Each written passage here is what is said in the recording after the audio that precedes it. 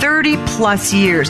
I've seen every type of child grow up. Instead of giving me what I wanted, she gave me what I needed, which was truth. Don't let emotions win. Let truth win. Do your very best, and you should have a lot of fun while you do it. And the better you get at something, the more fun you're going to have at something. You moms and dads are wired with everything you need to be a parent to a great kid. Welcome to Parenting Great Kids. This is episode number 10, The Text Generation. I'm your host, Dr. Meg Meeker, and this is a podcast for you. If you have young kids, hold on, it's coming. If you have teenagers, you know you need to listen because this is a daily event dealing with screen time and your kids. Every parent needs to listen to this episode. I'm also going to talk with Dr. Josh Straub, author of Safe House. Josh is an expert in technology and kids, and he knows all the research about what effect technology has on kids. Tough stuff to listen to, but you need to hear it.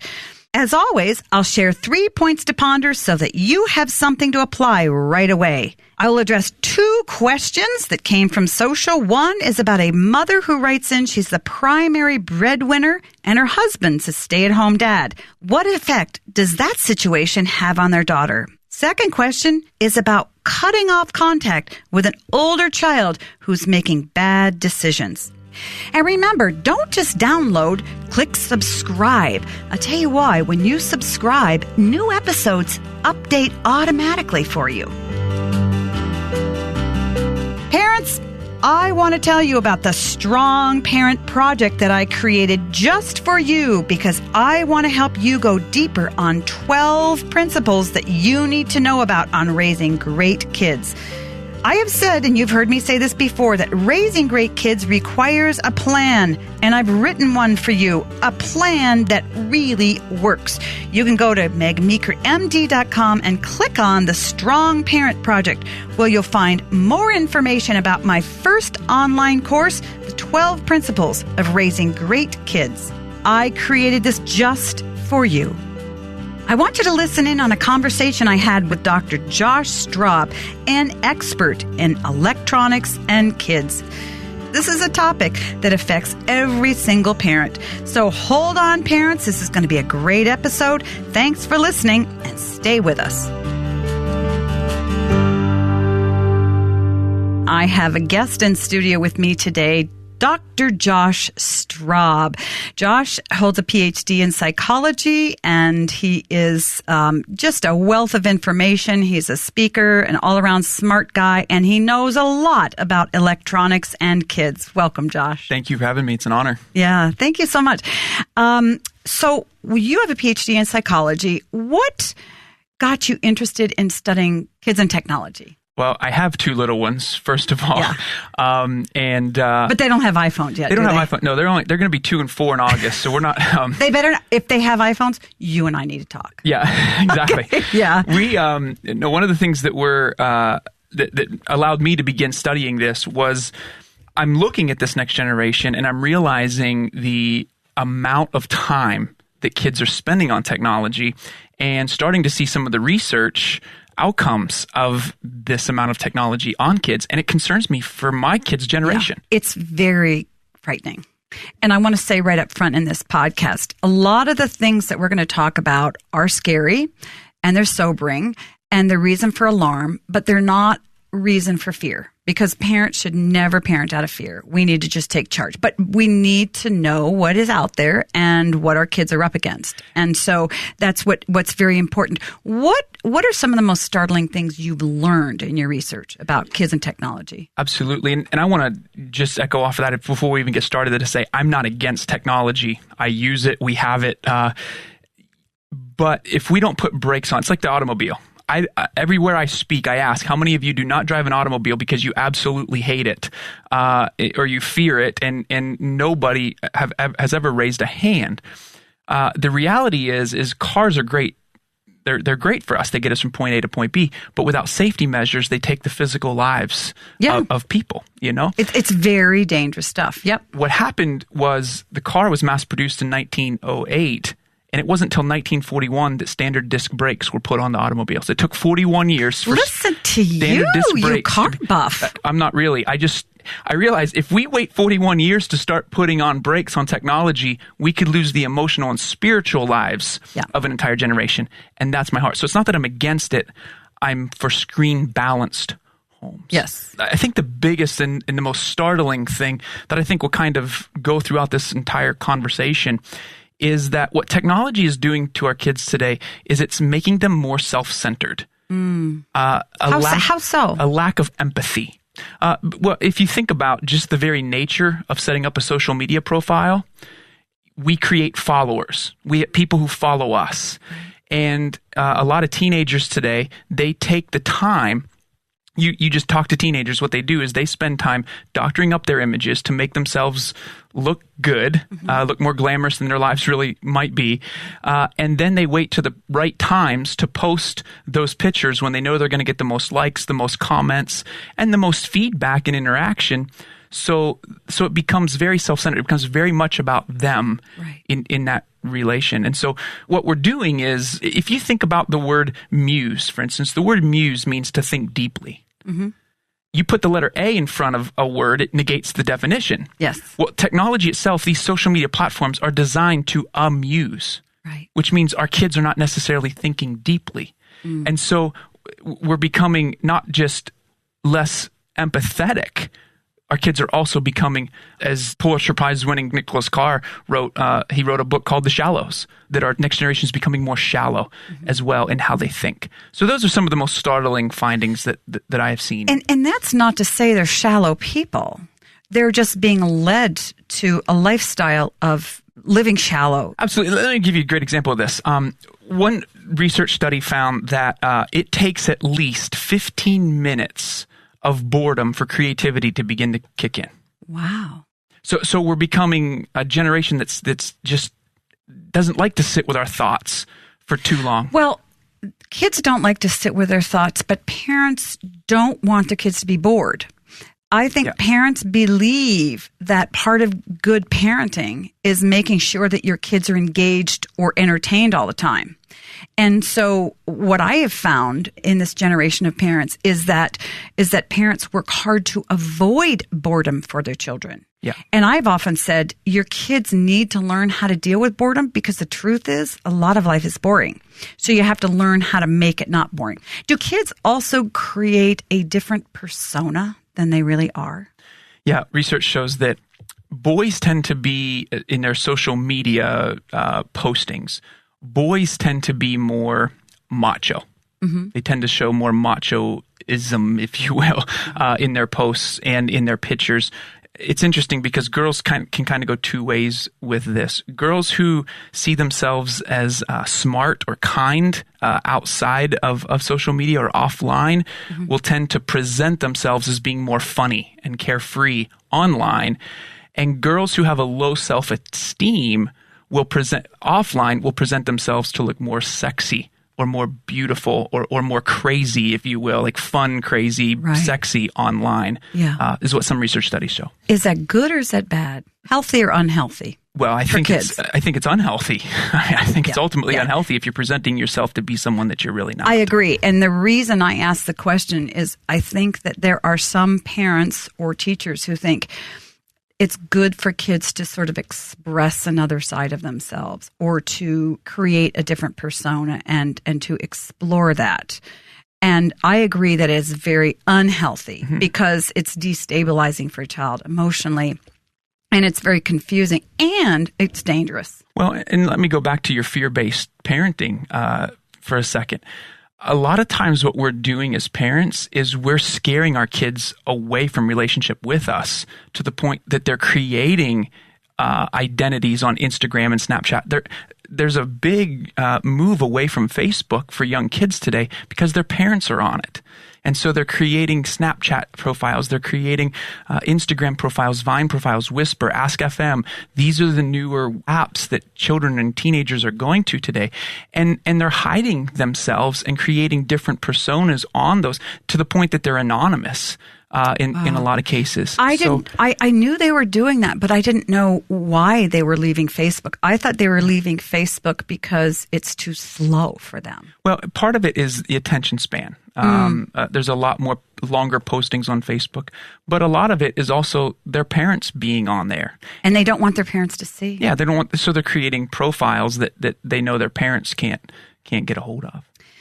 So how can they do those other aspects of social media, Instagram, and so on and so forth without their parents seeing? Creating profiles where their name isn't attached to it. Okay. Yeah, their name's not attached to it. So it's different usernames, that kind of thing, different online personas. Okay. Yeah. And I think anybody can understand that when your kids withdraw from you and you're a parent, that's a very unhealthy thing for the relationship, and it's an unhealthy thing for them, because you and I know that the way for a child to really develop a strong identity is engagement with a parent, because they're connected to that parent by need, and they need to know what their parent thinks, and they need to know, what their parent believes about them. So is it true that girls tend to be engaged in social media more than boys, and boys tend to do games more frequently than the girls? Or what's the difference in the way boys and girls use? Yeah, in a lot of cases, girls are going online. I don't think there's a big difference across the research in the amount of time that they're on. It's just they're doing different things in a lot of cases. Okay. So a lot of boys, yes, they're more into the video gaming. Girls go online more so to check in with their peers, to check in with social standing, to check in with It's all about It comes back to relationship. Mm-hmm. I mean, that's the whole identity piece. But it really isn't a relationship.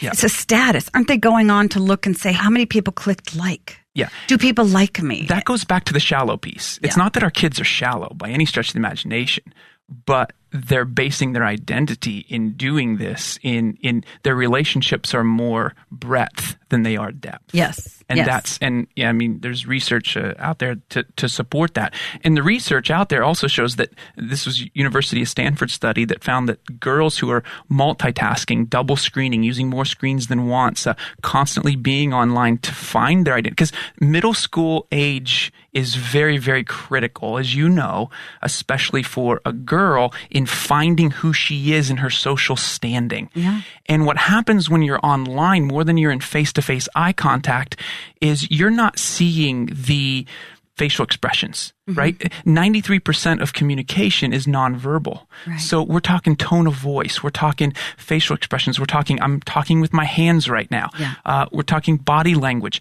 There's all of these other ways of communicating that help us in learning how to relate and how to have empathy with other people that is totally missing when our teenagers are living online more so than in face-to-face eye contact. So the reality is these studies are showing that the more, I describe it as lowercase eye contact, lowercase I like an iPad or an iPhone, eye contact versus face-to-face EIE contact. Right. EIE contact, that face-to-face contact, is critical for brain growth. It's critical for the parts of the brain to help us develop empathy and self-control. And when we can engage that with our kids, and we engage our kids in more face-to-face eye contact, it overcomes the online activity that they're engaged in. Let's talk numbers. How many hours a day, on average, are girls and boys spending in front of a screen?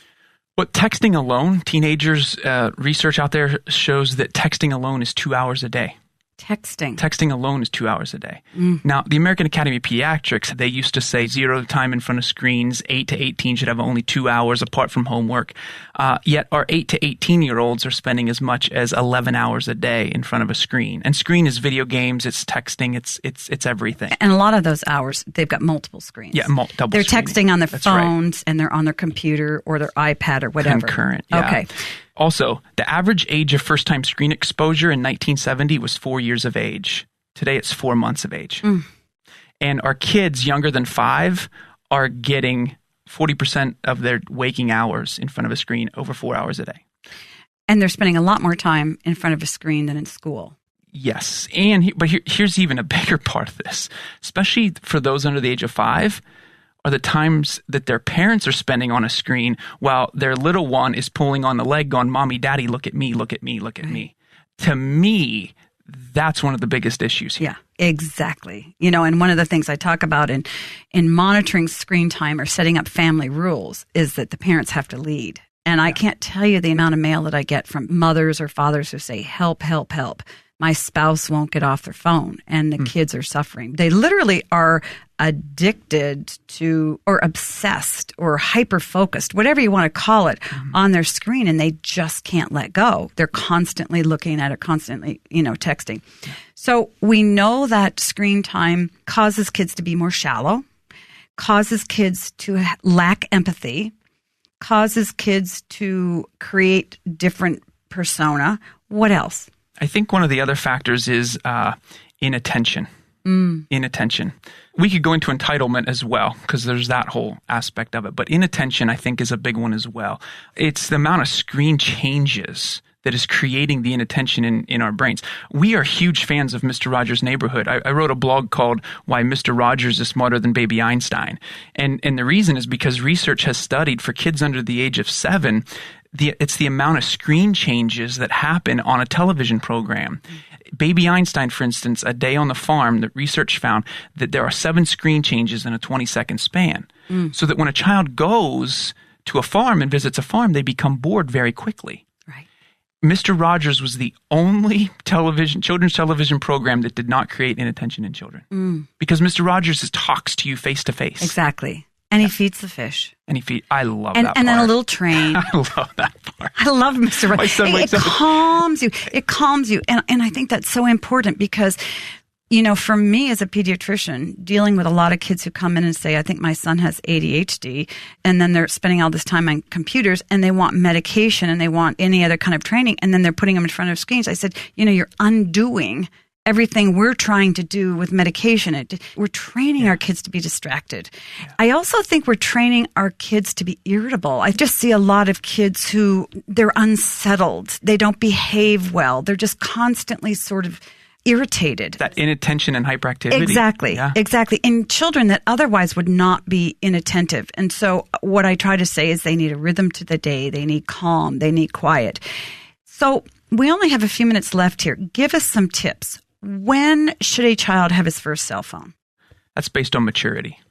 It's the same. I think it's the same conversation that you have about dating. Bill Gates didn't allow his daughters to have a cell phone until they turned 13, and when they did, they were only allowed to use it as a cell phone, and it had no data, no internet and no data. You give a 14-year-old unlimited internet access, a 14-year-old boy, he's looking at pornography, no questions asked. Yes. Yeah. So I'm going to say that a child should not have a cell phone before the age of 12 or 13. Yeah. That's just me. And I'm hoping that by the time my kids turn that age, there's even better filtering programs that are out there. There's a lot of great filtering programs that are out there. Every parent needs to do their research on that. I would start with your internet service provider. Your internet service provider and your cell phone company can help you. A lot of the iPhones and the Androids have built-in restrictions and codes that you can already program and download for your kids, and you can get an idea of everything that they're doing. There's apps out there called Poof, where kids can download Poof. When they hit it, it automatically hides the apps they don't want their parents to see. Oh, my. So parents have got to be educated themselves and download these apps that set the restrictions on the phone so they know what their children and teenagers are downloading and not allow them to download anything How do else. parents restrict screen time, and how much screen time per day outside of school is okay? Again, everything in healthy moderation. Everything in healthy moderation. I would go back to what the American Academy of Pediatrics had established earlier, that 0 screen time for those under the age of 2 and those between the ages of 8 and 18, no more than 2 hours a day apart from homework. Okay. What if your kids scream and kick and call you mean and you're the worst parent in the whole wide world because you're limiting their screen time? Yeah, I think it all begins with the conversation. This is not a talk as we talk about the sex talk. It's a conversation. You don't talk to your kids as toddlers. You can't expect them to talk to you as teenagers. I've worked with parents where the teenager will literally, I'm talking straight A, really solid students who have physically attacked their parents because their parents tried to set limits. Truth without grace is received as condemnation. If we try to set limits without having any understanding of why our kids use their technology, we're going to get a backlash. Yeah. And I think it's really critical that we as parents lead with grace, that we as parents lead with empathy, so that we model the empathy for them when we set the tone for the conversation. It allows our kids to be able to want to come to us with their technology issues, as opposed to us just bringing the hammer down all the time. But also to realize that they like it, and some kids can become addicted. And so pulling it out of a child's hands may not be pretty, but that's what a good parent does. Absolutely. Right. Yeah. My guest has been Dr. Josh Straub, who is a wizard of a psychologist, worked with lots and lots of young kids, teenagers, and knows a whole lot about technology. Josh, thanks for being here. Thanks so much. It's an honor.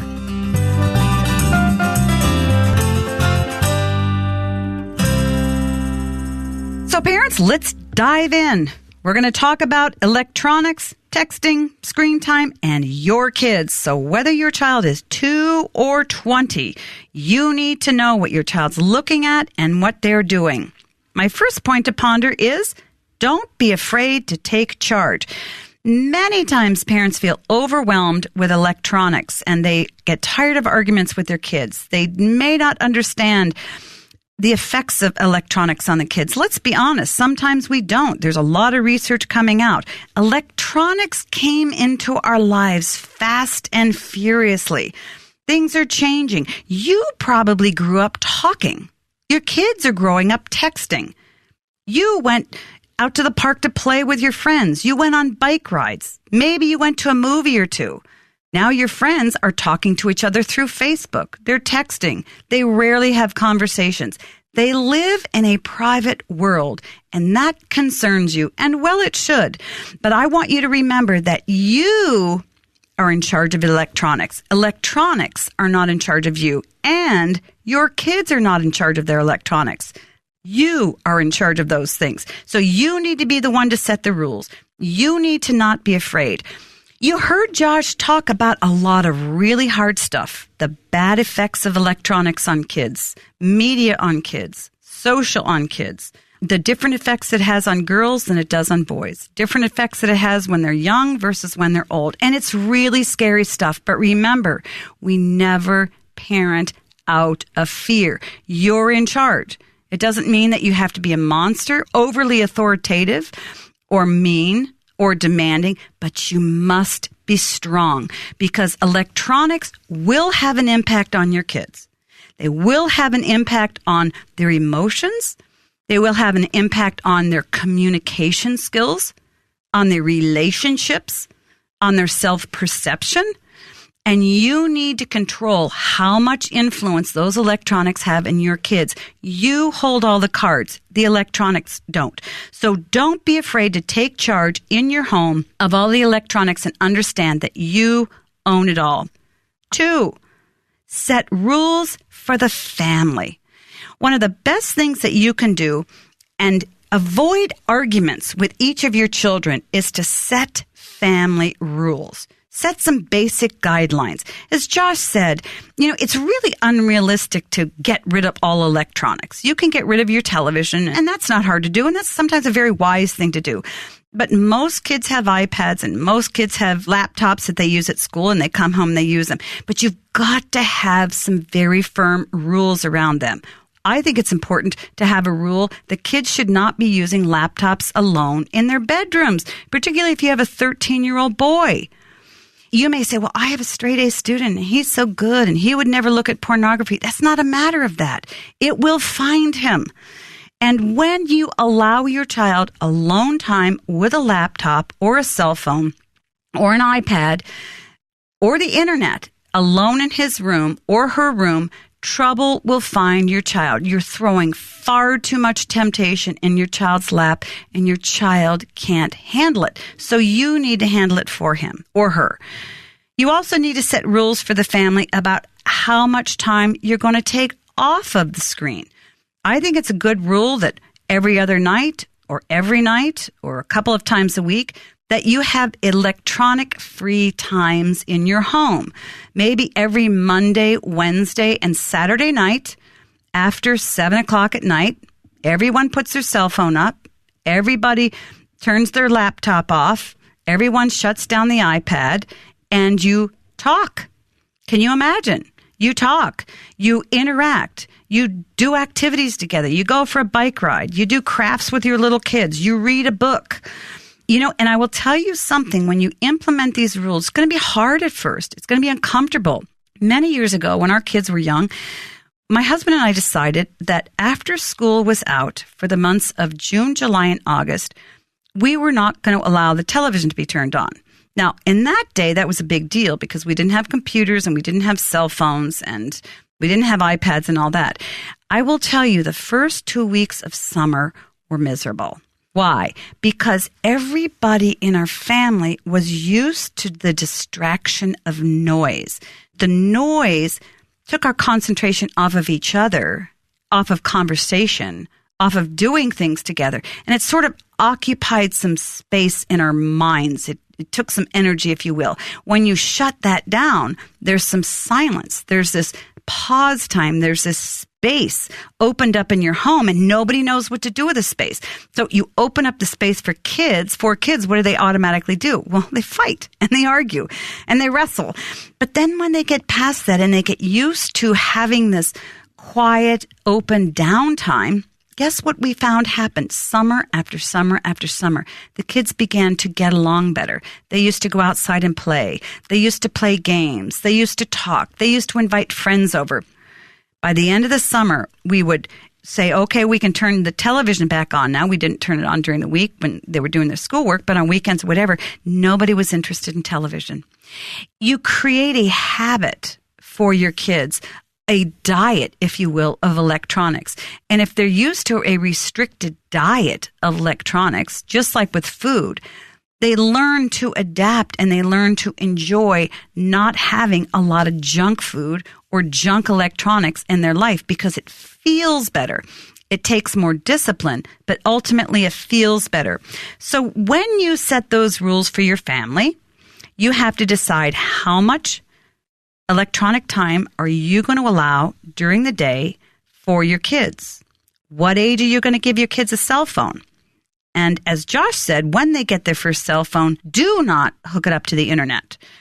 When you give your kids a cell phone or electronics, I think it's important to tell your kids these are family instruments.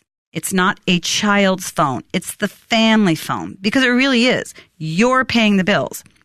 You have full access to the conversation, the texts, or anything that transpires on the cell phone. It's very important. No secrets. Secrets get everybody into trouble. And this is important for spouses as well.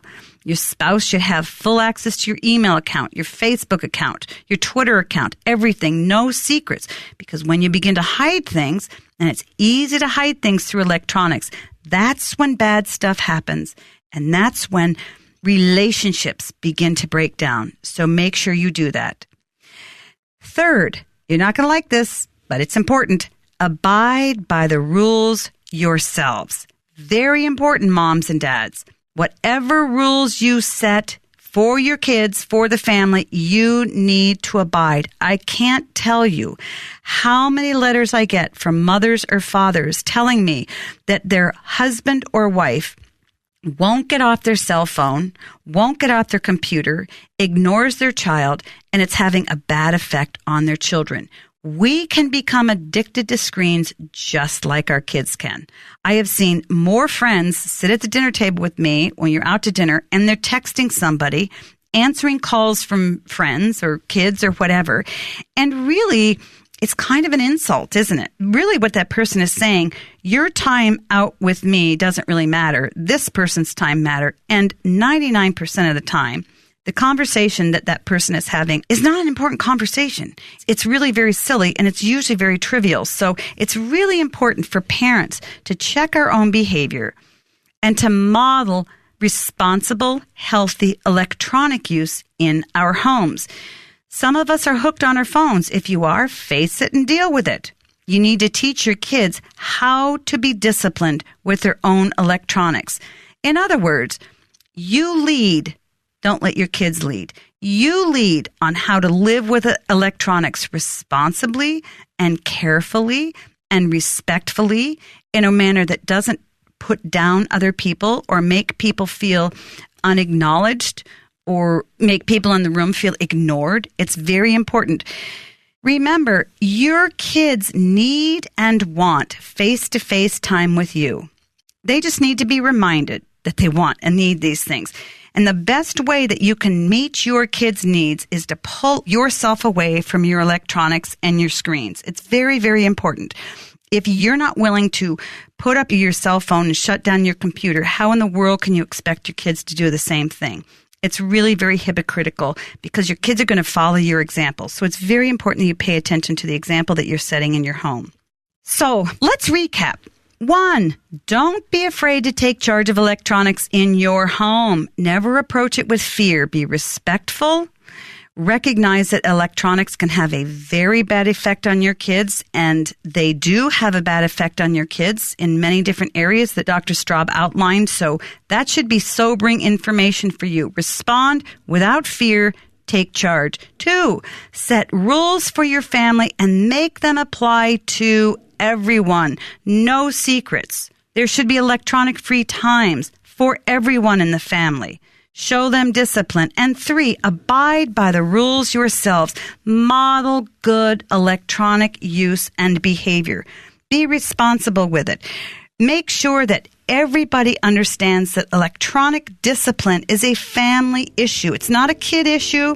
It's an issue for the entire family. And you, as head of your family, mom and dad, need to lead the way and show your kids how to protect themselves from any bad influences that the internet can have in their lives. You can do this.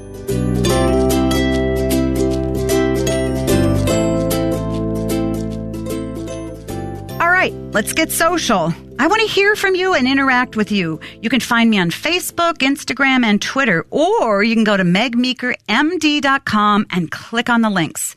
You can send me a question on Facebook or email it to me at askmeg@megmeekermd.com. Again, that's askmeg@megmeekermd.com. Our first question for this episode comes from Heather, and she writes, Hi, Dr. Meg. I'm a married mom of a 7-year-old girl, and I'm the primary breadwinner. We're currently living in Mexico on assignment for my career. My husband is an incredible dad who is a musician with sporadic work. What I'm wondering, Dr. Meg, is if you think this non-traditional dynamic could have a negative impact on the way our daughter views men. Thanks. So excited for this podcast. Heather, I love your question. My simple answer is absolutely not. You are one lucky woman, and your daughter is one lucky girl. And here's why. In my experience, many times fathers can be better caregivers, better nurturers, better at empathizing, better at playing with and stimulating creative activity with their kids than mothers can. I'm not saying this is your situation. This is my experience in what I have seen in couples where the mother is the breadwinner and the dad is an at-home dad. You know, we have this stereotype in our mind that fathers are distant and aloof, and they're not nurturing, and they're not kind, and they don't rock our kids in the middle of the night. They just feed them and put them back to bed. And that's really not true. As a matter of fact, a daughter receiving that kind of love and care and comfort from a strong man will improve her future relationships with men. She will look more highly on men. She will respect men more. And in my book, Strong Fathers, Strong Daughters, I wrote a chapter called Be the Man You Want Your Daughter to Marry. And in other words, it's important for fathers to model strong character to their daughters because their daughters gravitate towards that kind of character as they get older, and they seek those character qualities out in a man that they want to marry. So my answer to you, in short, is I can't see one negative in this type of relationship where you are earning the money and your husband is staying home with your daughter. My concern is that you, my friend, might be missing out a little bit because if you're away a lot from your daughter working, I don't know how many hours a week you work, but if you're working a ton, you could be missing out, but you are the only one who's missing out here. They're not. So I think that you're one lucky lady. Finally, I want to encourage you in one thing. Your daughter is going to pick up on how you relate to your husband. If you respect your husband and you praise your husband and you talk highly about him to your daughter, that's going to determine the respect that your daughter has for your husband more than anything. If your daughter hears you put your husband down, criticize him, demean him in any way, then she's going to feel negatively towards her father, and you never want that. So what I would encourage you to do is be very thankful for your situation, be very respectful of your husband, be very encouraging of your husband, and praise your husband in front of your daughter. And that's one of the best things that you can do for your daughter, to have a great relationship with her dad and to have a great relationship with her husband later on in life. So Heather, I hope that helps you out, and I hope that puts your mind to rest. Enjoy the great situation that you have. Our second question comes from Scott, and here it is. My wife and I made the difficult decision to cut off all contact with our 19-year-old daughter. We found out she has a 44-year-old boyfriend and has hidden the relationship from us for 2 years, and there have been many lies over the years. We supported her financially for the first 2 years of college, but we didn't know she was sneaking away on weekends to be with him. We cannot accept her relationship with him, which she has asked us to do, and I guess I really want to know, did we make the right decision in cutting her off? How do we stay strong when we love her and miss her? Thank you for your guidance. Well, Scott, I can hear in your question heartache, and I'm very sorry for the heartache that you're going through. And I think that any parent in this situation is going to be hurting a lot. First of all, let me gently say to you that I disagree with your decision in cutting your daughter off. Here's why. Your daughter began hiding things from you and lying to you because something is troubling her. Perhaps she felt she couldn't trust you. Perhaps she felt you were going to come down really hard on her. Perhaps she was looking for attention outside the home. What was it about this man that attracted your daughter? Why did he want her? Did he manipulate her? Did he say things to her that she felt she needed to hear? In other words, many times in situations like this, young girls fall under the spell, if you will, of an older man. It's intriguing. They see this man as sort of a savior, if you will. Here's what I think. Of course, you disagree with your daughter's decision. You don't like the relationship. You disapprove of the relationship that she has with her boyfriend, and I would agree with you. A 19-year-old living with a 44-year-old leads to nowhere good. But here's the reality. Over time, she stands a very high likelihood, a very high chance of breaking up with this man, and then where will she be? She will need someone to fall back on. She's going to need loving arms to come to help her, to explain to her. But it doesn't mean that you need to cut her off. You need to stick with her. You need to let her know we strongly disapprove of this relationship, and here are the reasons. We believe that the relationship is not good for you. It's not helpful for you. It doesn't bring out the best in you. And you come up with your list. You tell them to your daughter and you let it go. And then you say to your daughter, no matter what, we will be here for you. We won't support your lifestyle. We're not going to give you money to maintain this lifestyle, but we will always love you and be here for you. I understand why you feel that you needed to cut off a relationship. You're treating it as tough love, very much like a parent would if a child was involved in drugs or alcohol or any other really bad addictive kind of behavior. But to me, those are different. Those are addictive behaviors that have power over people. And you only cut off communication with a child as a last resource to say, I am going to allow you to hit rock bottom so that you come to the realization that you need to get help. And so we do it to lead the young adult to a worse place so that they wake up and they change course. We don't do it because we disapprove of them. Your cutting off communication with your daughter is not doing it for her own good. She knows how you feel. You cutting off communication with her doesn't change her mind in living with her boyfriend. If anything, your cutting off communication pushes her farther into this man's arms.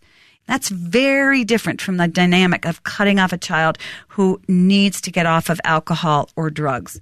So here's what you can do. You can disapprove of her behavior. You cannot support her behavior. You cannot give her money, but you can be kind. You can have her back. You can love her. You can keep your home open to her. Of course, if she comes home, the rules are the rules. She doesn't bring the boyfriend home and sleep in the same bedroom. You engage her in conversation. You gently try to probe and help her as to why she feels she needs to be with an older man. And finally, I think that you and your wife need to look at the very beginning of this. What was operating in your daughter's life that led her to feel that she needed to hide from you? What was she afraid of?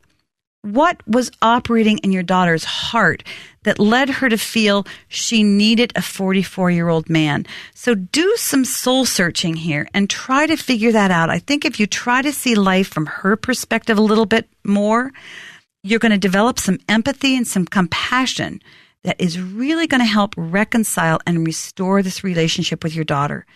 Scott, I believe and you believe that you're healthier for your daughter than her 44-year-old boyfriend.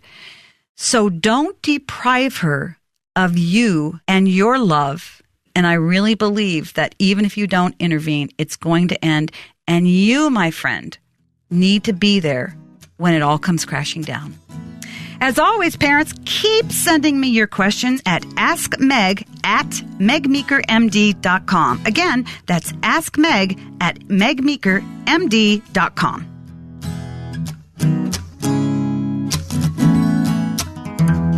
I know that for many of you, this has been a hard episode to listen to. Don't be discouraged. Be educated, be empowered, and leave the podcast today knowing that you can do the right thing, that you can teach responsible use of electronics in your home. You are the parent. And always remember, every time your kids are with you and they're on a screen, they're not with you. And what your kids really need is more face-to-face with you, less face-to-face with the screen. Be selfish with your kids. So parents, if you're sitting at the end of this podcast thinking, Dr. Meg, oh, are you kidding? This was one of the most discouraging podcasts I've ever listened to. It's overwhelming. Screens are going to ruin my kids. Let me tell you something. I know it feels overwhelming, but you can do this. You can help your kids. You can navigate this territory. It's going to take time. But I just want you to remember, go back to those 3 very simple points. They will help give you the motivation, the help, the encouragement you need to win what feels to you now like an unwinnable battle. You can. So parents, let's recap. 1, don't be afraid to take charge of electronics in your home. 2, set rules for your family and make them apply to everyone. And 3, abide by the rules yourselves. And remember always, great kids are raised, not born. We hope you've enjoyed listening to Parenting Great Kids. You can like Dr. Meg on Facebook and follow her on Twitter at Meg Meeker. Just as a reminder, for a parenting plan that works, go to megmeekermd.com and click on the Strong Parent Project. Thank you for listening, and remember to share the podcast, write us a review, and click subscribe.